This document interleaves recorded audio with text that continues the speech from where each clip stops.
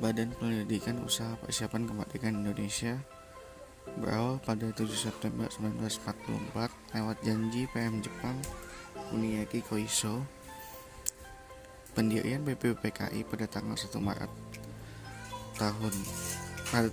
Maret namun baru diumumkan pada tanggal 29 April 1945 dengan nama Dokuritsu Junbi Kosakai. BPUPKI sendiri memiliki 67 anggota dan diketuai oleh Dr. Rajiman Widyo Diningrat. BPUPKI memiliki tugas khusus yaitu untuk menyelidiki persiapan pembentukan negara Indonesia, dan juga BPUPKI mempunyai 2 sidang, yaitu sidang pertama BPUPKI pada tanggal 29 Mei sampai 11 Juni terkhusus membahas tentang dasar negara. Yang kedua, BPUPKI sidang pada tanggal 10 Juli sampai 17 Juli membahas tentang rancangan Undang-Undang Dasar Negara. Setelah membahas tentang rumusan dasar negara pada sidang pertama, yaitu pada tanggal 29 Mei sampai 1 Juni, adapun terdapat 3 tokoh yang mengemukakan pendapatnya terkait dasar negara. Yang pertama ada Dr. Supomo yang mengemukakan bahwa dasar negara ialah 1. Meliputi persatuan, 2. Kekeluargaan, keseimbangan lahir batin, musyawarah, dan keadilan rakyat.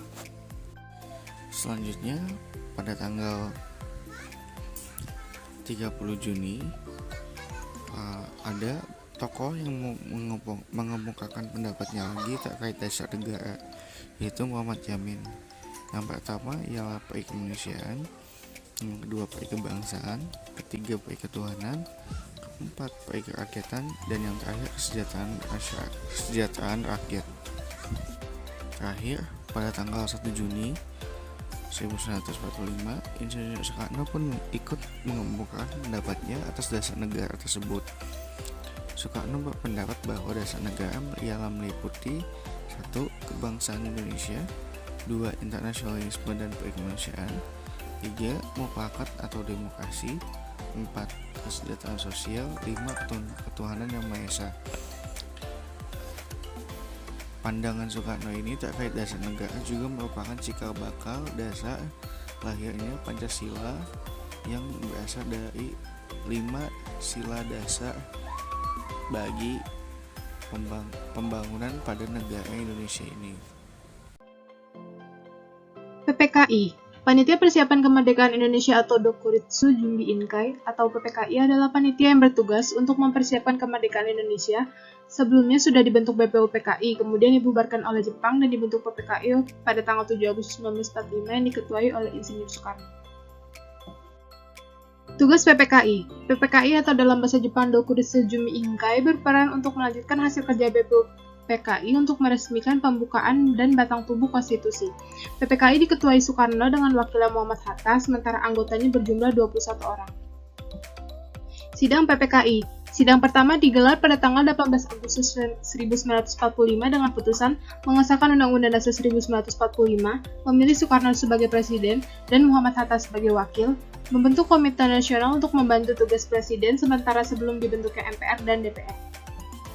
Sidang kedua pada tanggal 19 Agustus 1945 yang menghasilkan pembagian wilayah Indonesia yang terdiri atas 8 provinsi, membentuk Komite Nasional atau daerah, menetapkan 12 departemen dengan menterinya yang mengepalai departemen dan 4 menteri agama.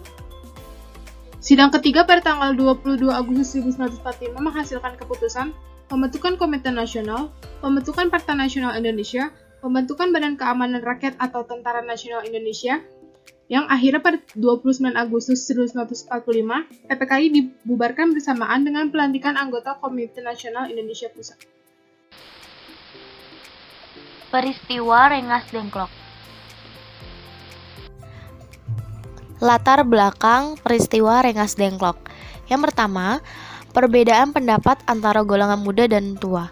Para pemuda menganggap bahwa proklamasi kemerdekaan Indonesia harus dilaksanakan oleh kekuatan bangsa Indonesia sendiri, bukan dari PPKI yang dibuat oleh Jepang.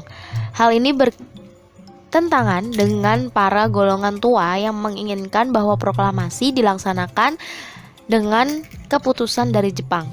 Yang kedua, pertemuan Pemuda 15 Agustus 1945 di ruangan belakang Laboratorium Biologi Pegangsaan Timur 17 atau FKM UI. Hasilnya, Indonesia harus merdeka dengan kekuatan sendiri dan tidak dibantu oleh negara lain. Ketiga, mengamankan Soekarno dan Hatta. Nah, peristiwa ini bisa disebut dengan peristiwa Rengas Dengklok. Dilakukan oleh para golongan muda yang menginginkan untuk dilakukannya kemerdekaan Indonesia. Alasan tempat Rengas Dengklok. Rengas Dengklok dipilih karena relatif aman. Letaknya sudah jauh dari Jakarta sehingga tidak mudah terpengaruh oleh Jepang. Dan merupakan kota yang pertama kali dibebaskan oleh Jepang dan telah diduduki oleh anggota PETA yang dipimpin oleh Sudarso Subeno. Lalu, Soekarno dan rombongan ditempatkan di rumah seorang keturunan Tionghoa, Jiao Qi Xiong, di Rengas Dengklok. Keputusan waktu yang tepat untuk proklamasi.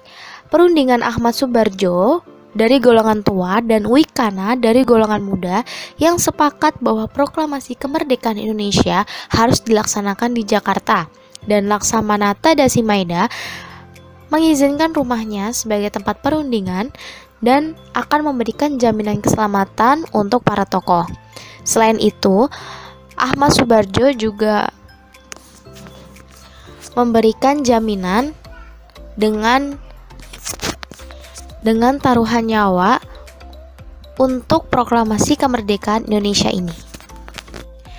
Pertemuan Soekarno-Hatta dengan Jenderal Mayor Nishimura. Jenderal Mayor Nishimura adalah Kepala Departemen Urusan Umum Pemerintahan Militer Jepang. Pertemuan ini dilakukan untuk membahas proklamasi pada esok hari 17 Agustus 1945. Namun ditolak dengan alasan perjanjian yang telah disepakati oleh Indonesia dan Jepang. Penyusunan teks proklamasi. Konsep teks proklamasi ditulis oleh Insinyur Soekarno. Lalu Soekarni dari golongan muda menyarankan agar yang menandatangani teks proklamasi tersebut adalah Insinyur Soekarno dan Muhammad Hatta atas nama bangsa Indonesia. Teks proklamasi kemudian diketik oleh Sayuti Melik dengan mesin ketik yang diambil dari kantor perwakilan Angkatan Laut Jerman milik Mayor Laut Dr. Hermann Kandeler. Selanjutnya ada proklamasi era prakemerdekaan. Detik-detik proklamasi 17 Agustus 1945 didahului dengan beberapa peristiwa penting. Beberapa hari menjelang proklamasi terjadi peristiwa Rengas Dengklok yang ditandai dengan menyerahnya Jepang kepada sekutu hingga penyusunan naskah proklamasi. Sebelumnya pada peristiwa Rengas Dengklok di Jakarta, Ahmad Subarjo dari golongan tua dan Wikana dari golongan muda membicarakan kemerdekaan Indonesia harus dilaksanakan di Jakarta. Akhirnya mereka bersepakat Soekarno-Hatta dijemput untuk kembali ke Jakarta dengan jaminan proklamasi kemerdekaan akan diumumkan pada tanggal 17 Agustus 1945. Rombongan Soekarno dan Hatta tiba di Jakarta pada pukul 23 waktu Indonesia Barat.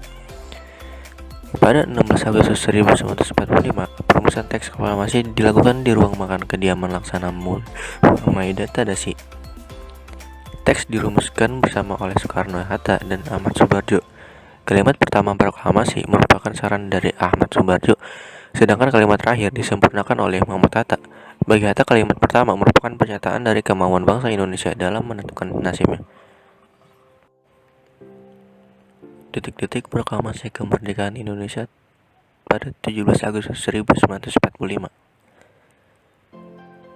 Pada 17 Agustus 1945, tepatnya pukul 4 pagi waktu Indonesia Barat, Soekarno membuka pertemuan dini hari dan naskah proklamasi kemudian diketik oleh Sayuti Melik. Setelah jadi, Soekarno dan Hatta langsung menandatangani teks tersebut. Pada pukul 5 waktu Indonesia Barat, para pemimpin bangsa dan tokoh pemuda keluar dari rumah Laksamana Maeda. Mereka telah sepakat untuk mengproklamasikan kemerdekaan bangsa Indonesia di rumah Soekarno yang bertepatan di Jalan Penggasahan Timur nomor 56 Jakarta pada pukul 10 waktu Indonesia Barat. Muhammad Hatta berpesan kepada para pemuda yang bekerja sebagai pekerja pers dan di kantor berita untuk memperbanyak naskah proklamasi dan menyebarkannya ke seluruh dunia. Bendera yang dijahit dengan tangan Fatmawati Soekarno pada disiapkan. Bentuk dan ukuran bendera itu tidak standar karena kainnya berukuran tidak sempurna. Sementara itu, rakyat yang telah mengetahui akan dilaksanakan proklamasi kemerdekaan telah berkumpul. Tepat pukul 10 waktu Indonesia Barat, Soekarno dan Hatta atas nama bangsa Indonesia membacakan teks proklamasi kemerdekaan Republik Indonesia.